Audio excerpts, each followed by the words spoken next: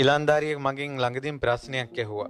එයා මේ මොකක්ද වෘත්තීය පුහුණුවකට ගිහිල්ලා ඊට පස්සේ ඒ කෝස් එක කරලා හවසට බෝඩිමට ආවට පස්සේ කොල්ලෝ රංචුවම ඉන්නවා කිව්ව එකට. ඊට පස්සේ මුන් ආපු ගමන්ම ඇඳේ පෙරළුණා. පෙරලිච්ච ගමන් ෆෝන් එකේ වීඩියෝ කෝල් ගන්න කිව්වා. මේ කෙල්ලෙක් එක අනේ බබා රත්තරනේ සුදූකි කිය කතා කරලා ඒක තිබ්බ ගමන්ම අනෙක් කෙල්ලට වීඩියෝ කෝල් එක කරනවා කිව්වා.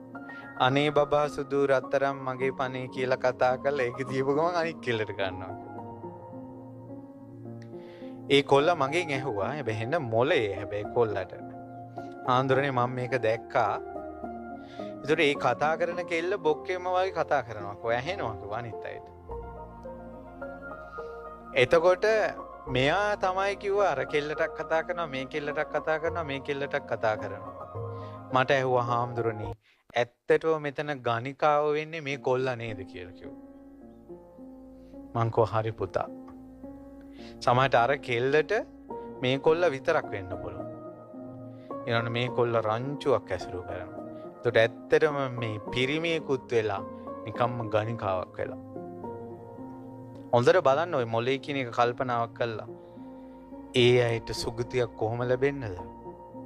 මරුණාට පස්සේ සැනසීලි ලෝකයකට කොහොම යන්නද? ඒ අයට සංසාරයේ ආදරයක් ලැබෙන්නේ කොහොමද?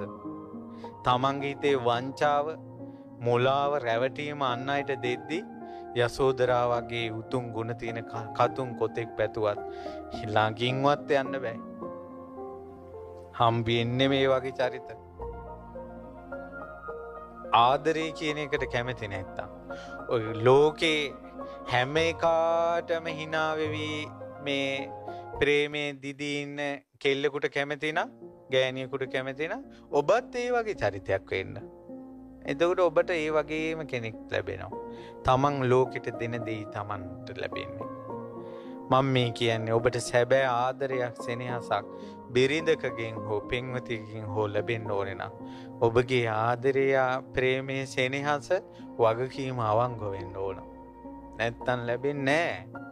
මේක හේතුඵල දහමක්.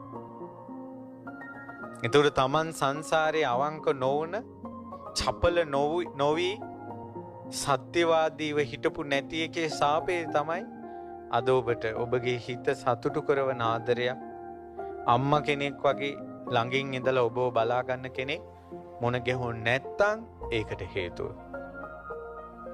තමන් දෙන දේ තමන් ලැබෙනවා. හරක් මරණ මිනිහෙක් හෝ එළුවෙක් මරණ මිනිහෙක් හෝ එළුවා මරලා හරක